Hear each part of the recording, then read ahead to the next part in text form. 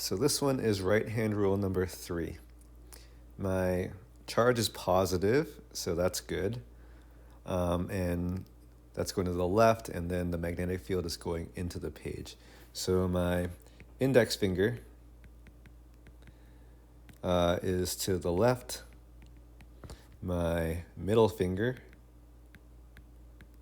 is going to be into the page.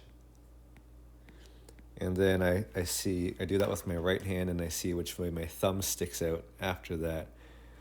My thumb needs to be a 90-degree angle to both my index finger and my middle finger. It's just got to stick out into that third dimension. And when I position my hand properly, I get that my thumb, which will be the force, it's down. Okay, my answer is that the force will be this way.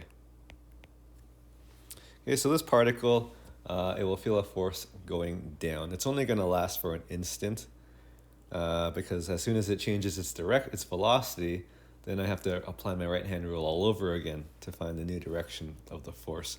But that's coming up for the next lesson, actually. Part B, what if the particle had a negative charge instead? Then we would have to stick our index finger in the opposite way.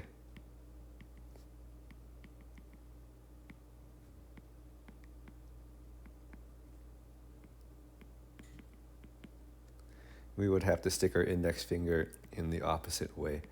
So when I do that, I'm pretty sure that's going to reverse the force. So I'll say the force will be up. I'll just double check with my right hand right now. So my index finger going to the right now. Got my middle finger pointed into the page. And yeah, my thumb is pointing up. So that's the effect of having a negative charge instead of a positive charge. And finally, what if the magnetic field were out of the page instead? Well, then the middle finger would have to be out of the page.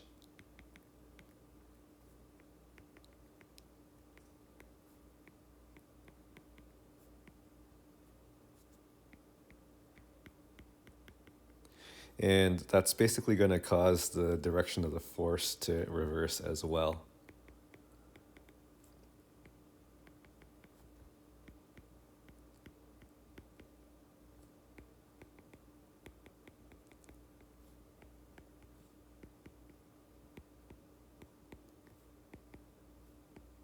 I can double check that with my right hand. I'm not going to. My wrist is getting kind of sore.